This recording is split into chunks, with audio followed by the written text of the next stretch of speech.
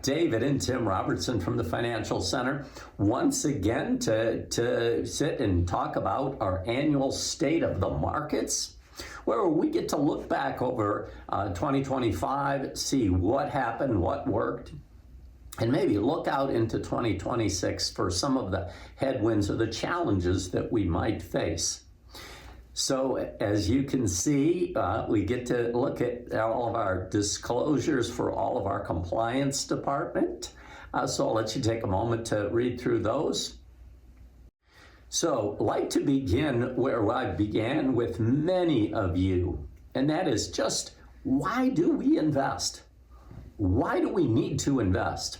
Well, as you can see, with the purchasing power of the US dollar, you've seen this chart many times. It's simply a dollar from 1980 that in 1980 would buy 100 pennies worth of goods and services.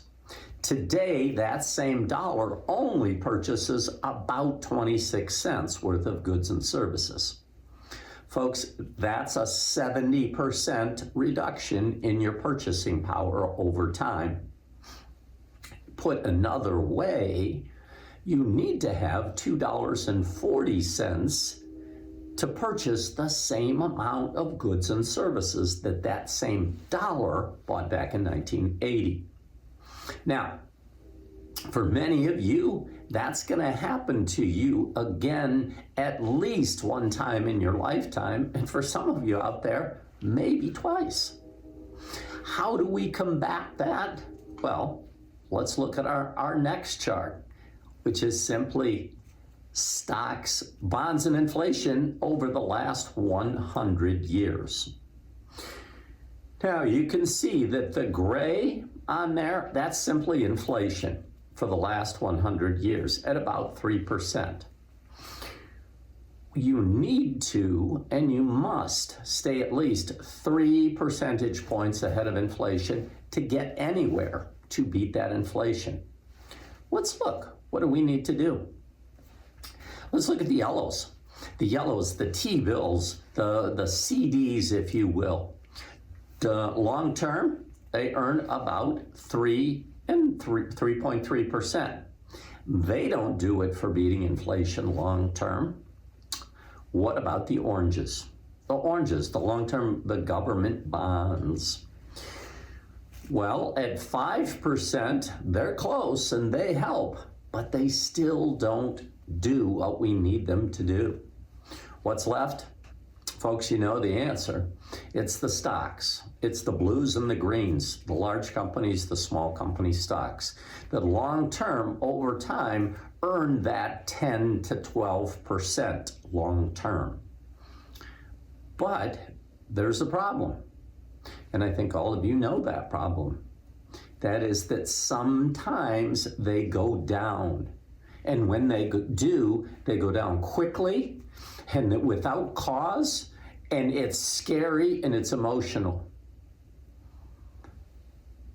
That, folks, is what we've told you and shared is the temporary price that everyone must pay in order to enjoy those long-term gains.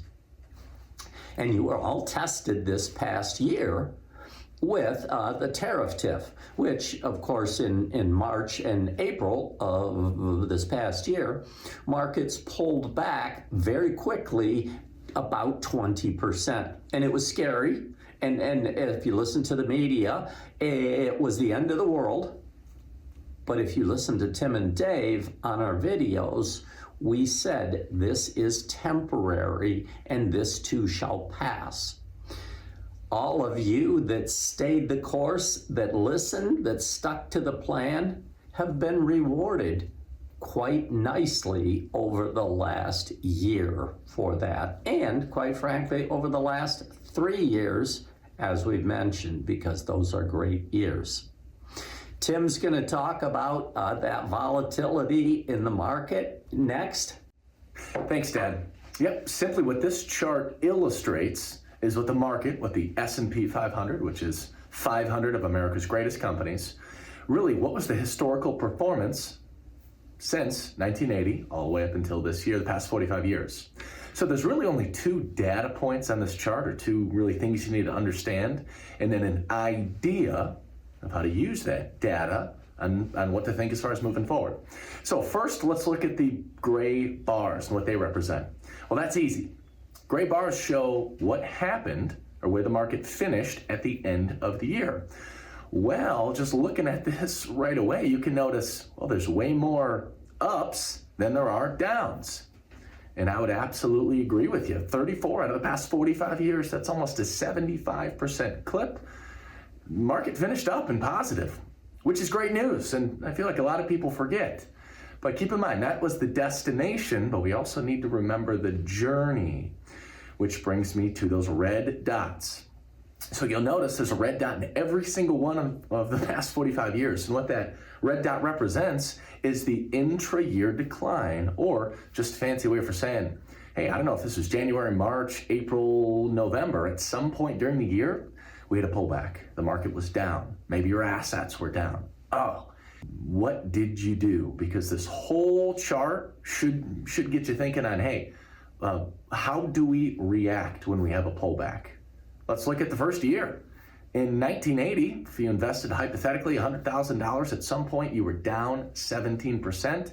Your $100,000 had gone down, lost value down to $83,000, and you had a choice. Hey, do we jump out of the lifeboat just when the seas get roughest? You could, and sell low. It's not ideal. Or you could remember this chart. You could remember what my dad and I have shared for years. Hey, we're long-term investors. If you're patient, you're going to be rewarded. And as long as you were patient that first year, your 100,000 again went down to 83,000, finished at 126,000. That's a 43,000 or 43% really difference. So it pays to be patient. This chart is here to tell you, is here to represent. We're going to get volatility just about every year.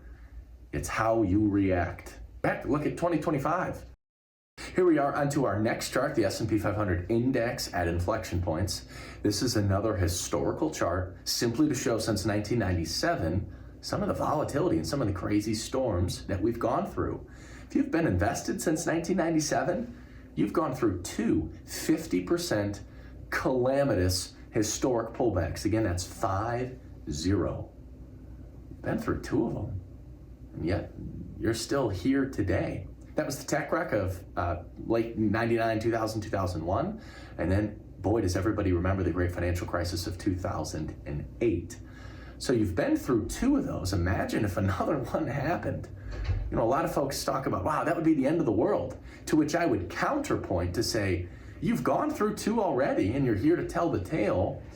And congratulations to everybody watching this that when the skies did get dark and the waves got choppiest, you looked around, you didn't make an emotional decision, probably called us, but you persevered, and now you get to rejoice in the historic bull market that we've had really since 2008. Last thing I'll point out on this chart is, everybody, can you see on the bottom? It says 677. That's what the S&P was in 2009. We ended the year approaching 7,000.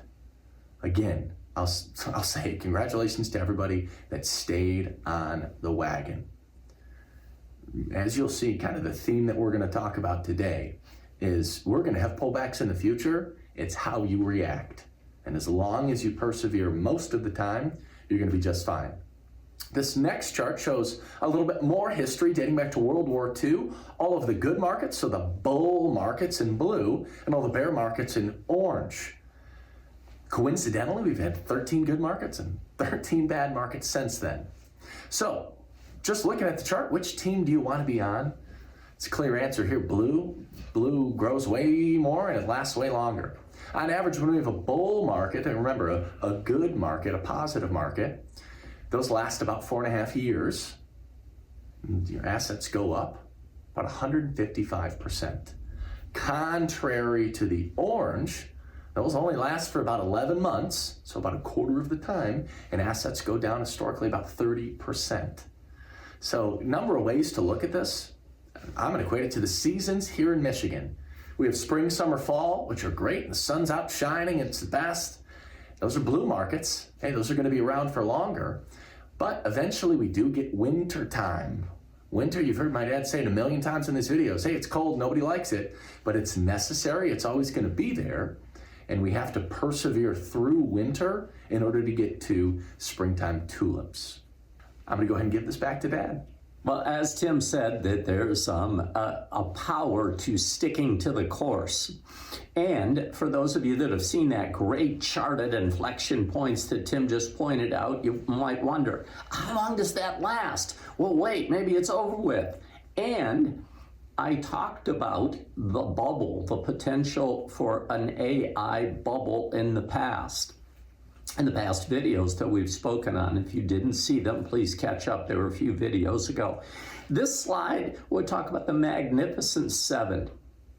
That is those companies, those 7 companies that I pointed out before that have driven so much of the performance. And they are basically the artificial intelligence companies that are driving the market. Let's talk about those, because could this be a tailwind, a good thing, or is it a headwind that this AI bubble may burst? Let's look and explain to you what's happening. As you can see from the chart, the green line, which is those 7 companies out of the top 500 companies here in this country. And I pointed out in the video that 7 companies have essentially been driving the return. Well, if you'll look at the highlighted green portion of your returns for 22, 23, and 24 on our chart, you can see that those 7 companies out of 500 have driven almost half of the return of the entire 500 companies. I pointed out, does that make sense? No, it doesn't, but yet it's happened because those companies have so much wind behind them with artificial intelligence, this new technology coming into use today. Well, interesting thing that's happened, and I pointed out in the past, and it's happening today, that those companies that have been run up so much, they're beginning to level off a bit. And the other 593 are beginning to get some love and some popularity to go up. And also what has happened is our managers that we work with, and Tim and I have pointed out to all of you that our managers, the strategists that we work with, have begun to take profits. Actually, been doing this for the last 3 years because Tim and I have had this discussion with them to take profits from some of those higher companies and move them back down to the other 493 that haven't gotten any love. Because, as we said, those 493 are great companies also. They're just not popular today or being discussed every day at the cocktail parties.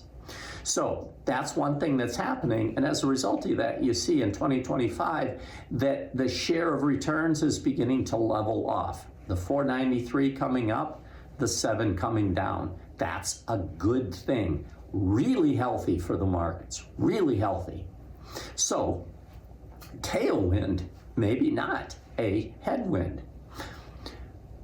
Over there on the earnings growth, this is the second thing that's happening with those Magnificent Seven, these AI type companies.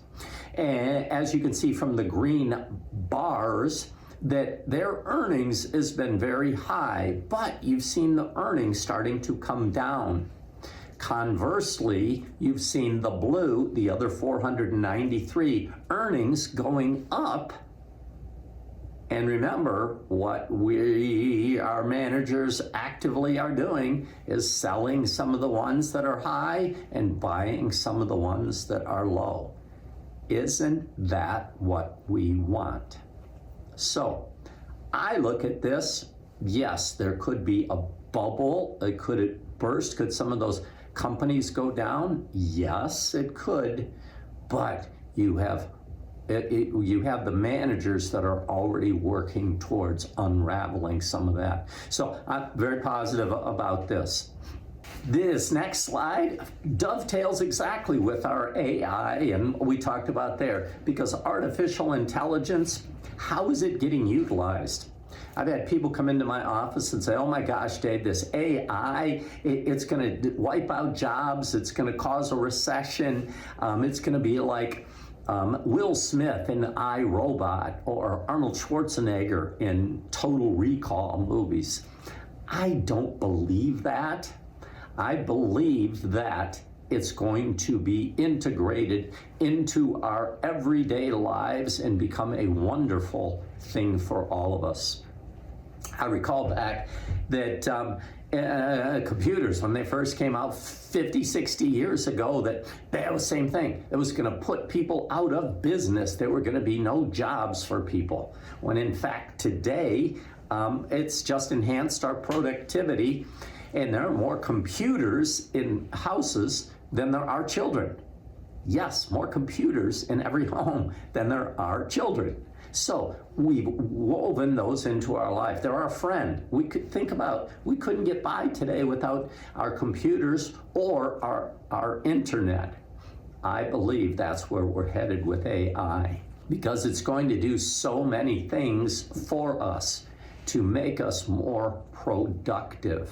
This matters because markets, companies, the more productive that people become, the more work that they can get done, which equates to more profits for companies, and more profits. When you're an owner of the company, that means that share prices tend to go up. This is a very healthy, good thing for markets. And as Tim pointed out, things don't go straight up. They go up and they go down, but they go up more than they go down. Today, artificial intelligence being implemented just in the beginning with information, with professional services, with education. We're seeing it in our business today with finance and insurance. I think it's going to make a huge impact with healthcare. Healthcare, with driving costs down for making things more transparent, and as well as actually helping out with having robots and things like that can accomplish chores. So we'll see, but I think this is a big tailwind for all of us here in markets. Let's talk about tariffs. The year started with the new administration, and it was that the new administration was going to implement these tariffs, and they were going to push the country into a recession, cause unemployment, and skyrocket inflation once again, which we're going to talk about shortly. To this date, none of those things have happened. Now, that's not to say that they can't happen, but it hasn't happened as yet. Now, you can see that tariffs, we have always had tariffs. Back to the start of the century.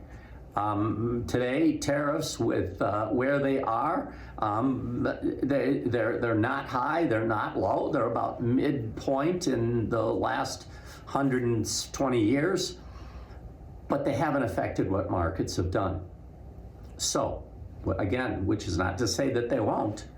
However, I'm going to look back at the last year, 2025, where we had a tariff tiff, which caused markets to pull back 20%, which is just like Tim talked about on that slide. We've had a long government shutdown. We've had political divide. We've had all of those things, and yet the market still almost returned 20% for the S&P. Folks, don't know what's happening in the future, but those are all good things that the market was able to overcome. Let's talk about inflation. Inflation, as you know, and how we started this is your biggest factor that you need to consider while investing, as inflation and how it affects us. We talked about inflation, 100-year, 3%. We saw in 22 where it peaked, as you can see on our chart by the highlighted area, that it peaked at 9.1%. And if you recall from those times, this was the end of the world. This was terrible. People would come in and say, Dave, have you seen the cost of groceries? Do you see this? Wait, yep, we had a spike up. Why did we have that? Simply because after COVID, the government flooded the economy with money, gave people money, couldn't let them work, and people are people, which we're going to see on the next slide, that people are people and they do what they do, and people spend. When you have more money chasing too few goods, simply you get inflation. We talked about it, we expected it, we knew that it was going to happen, and we told you in the videos that if you're patient, that inflation would be back to the 2 to 3% in a few years, which it is. Now, so we saw that inflation go down at the last read. Again, as you can see from our chart in November, inflation's at 2.7, right there at our historical norm. So, not a big headwind. Could that come back next year? Possible. If we do see a little bump up, maybe to 4% or 3.5, I'm sure the media will portray that as, again, a calamitous event in the end of life on the planet. But you will all go back to listen to Tim and Dave and say, no, it will be a temporary bump on the scale. Let's talk on our next one about how the consumer is. Well, let's look at the consumer, the state of the American consumer. American consumer is 70% of the economy here in this country. And actually, the American consumer is in really good shape today. We never want to underestimate the power of the American consumer to buy things that they don't necessarily need or spend money that they may not necessarily have. We're very good at it. Today, as I said, the American consumer is in great shape. If you look at the household debt service and the highlighted part, third quarter of 2025, debt is at 11%, which historically, that's far less than even it was 45 years ago in 1980. For those of you that may recall, the 80s and the 90s were great times in the market, great bull markets. So this I don't see as a headwind or a problem. Now, if you tune into the media, they're going to point out or make stories that consumer debt. Okay, people today have cheap mortgages at 3 and 4%. That's really good. Yep, they have credit card debt to pay back what they spent, but they're managing it. It's only the student loan debt that's a bit of a problem, and I still don't see that as a huge headwind for markets. Now, I do want to segue to another thing that I think is very positive or a tailwind for the markets for this year. A short term. Consumer confidence. Now, I'm going to explain the consumer confidence chart to you. Chart goes back all the way back to the 70s, and every month, the University of Michigan actually does a consumer sentiment. Talk to the people on the street and essentially say, how do you feel about the economy? And people are, I don't feel good, I feel bad, I feel great. Okay. Now you would think that when people feel really good about the economy and feel real good about things, that it would be a great time for the markets. And when they feel really bad or pessimistic about the markets or pessimistic about the economy, that would also be a very bad time for markets. one would think. However, it's just the opposite that's true. When people feel the worst, historically, that's the best time for markets for the next 12 months.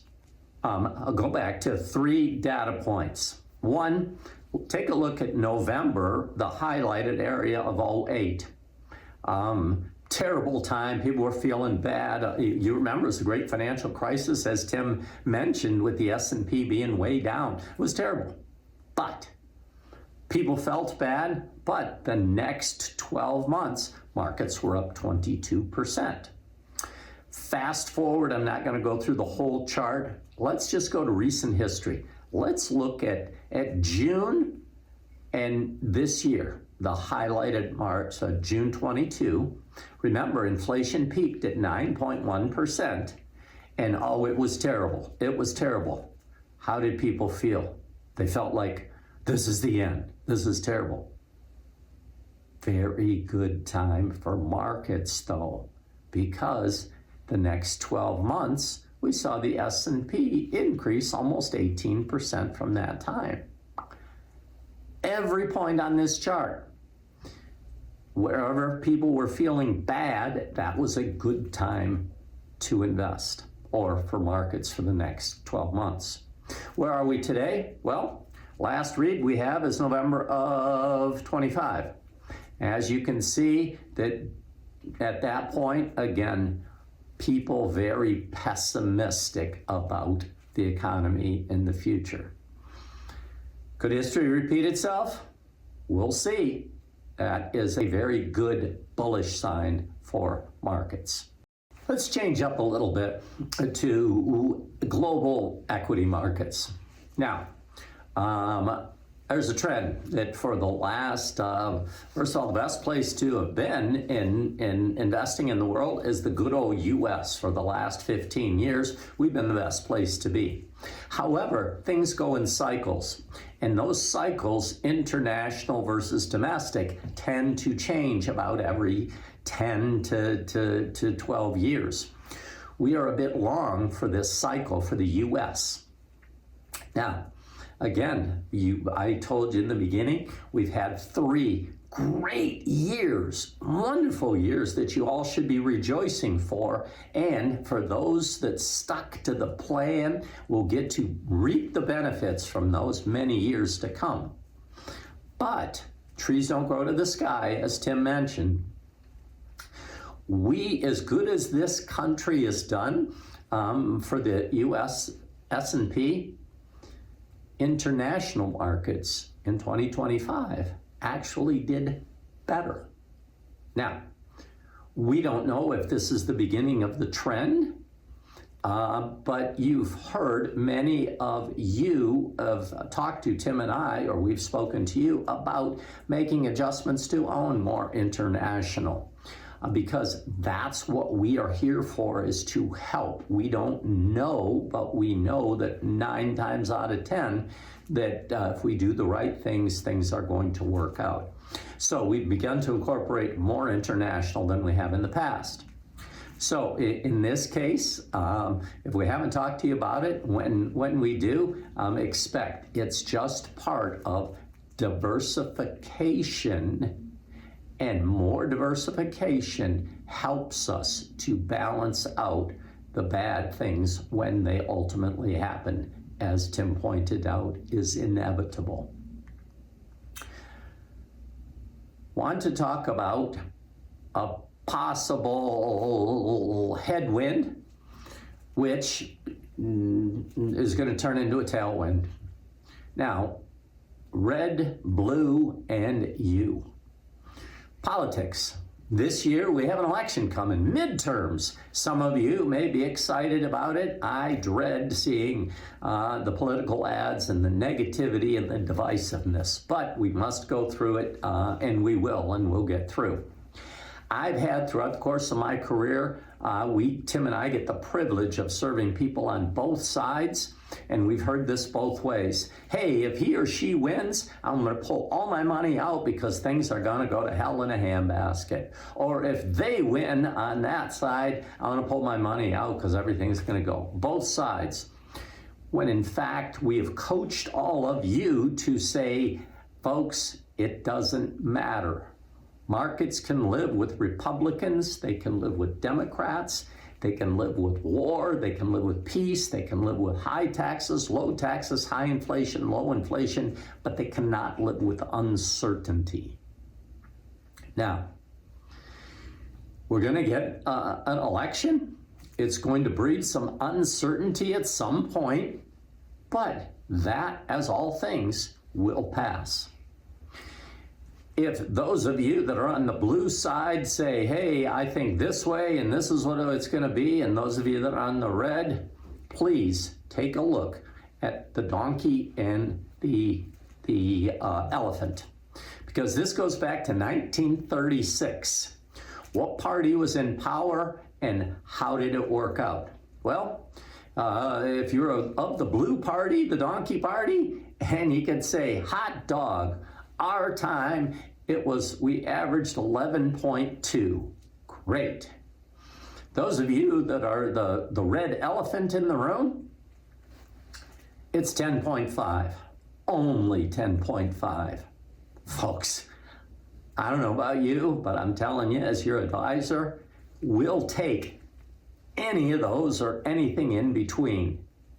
They're both really good. So, when the media tries to divide, please, please go back to these words. It's not healthy to invest the way you vote. At the end of the day, it doesn't matter. Thanks, Dad.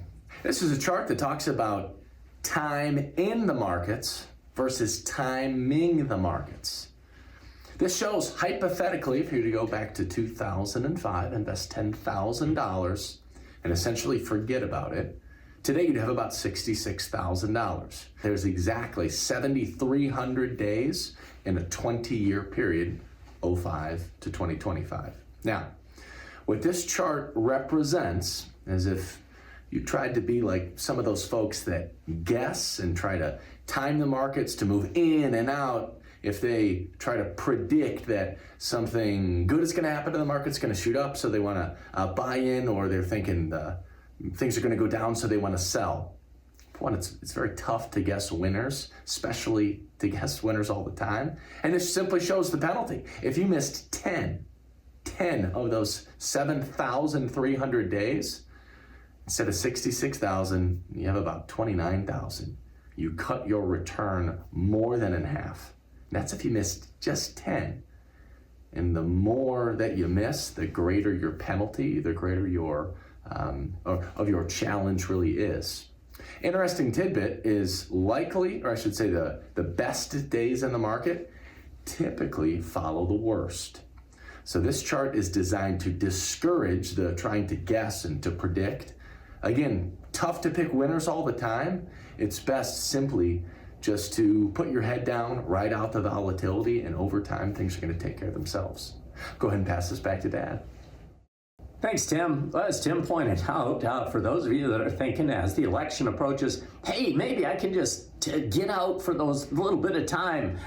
Tim just pointed out that you can't do it. Very, very difficult, dare I say impossible, to time the market. And if you miss just the 20 days out of those 7,000 that Tim pointed out, you will not make it past inflation. That is, your return is cut below inflation. But let's talk about some of the statistics and goals-based stuff. What are the range? I want to point out the range of stock and bond returns. Let's assume that you decided to put everything into one basket, that basket being America's greatest stocks, the S&P 500, which is not a strategy that we would suggest that you do. We believe in diversification and owning different asset classes. But assuming that you did, on any given year, year one, the dark green color You have a statistical probability that you could be down 37%. Take you back to the slide Tim talked about in the beginning. Bear markets, they come down as about 30%. Okay, you could be down 30% that year. You have an equal opportunity that you could be up 52%. Where do you end over there? Who knows? Okay, but we've said this before many times. Long term, those of you that stick to the plan that we built have a wonderful chance of reaching your goals. Take that same dark green bar and look now at the 20-year rolling period that we have highlighted, the 18 and 6. Your worst case scenario for that same mix, again, which we would not recommend anybody own just one asset class, your worst case scenario is 6% and your best is 18. Oh my gosh, that gets you to almost anything you need to have. So, Tim pointed out, hard to time the market, you gotta stick with the plan. Why that's important is because your life expectancy. Your life expectancy is much longer today than it was for our parents. And as such, you need to have the power of those equities to beat inflation, because there's only one thing worse than being old, and that is being old with no money. So, I'm going to take your attention to married couples in the gray. If you're age 65 today, married, you have a 50%, 46% chance, that's about 50-50, that one of the two of you will see age 85. 23% chance, 1 in 4, that one of you is going to see the age 90. Point is, we all know somebody that's age 100. Again, only one thing worse than being old, that's being old and no money. That's why we build and we encourage you to stick to the plan, because we want you to have enough to make it out there to that age 95, 100.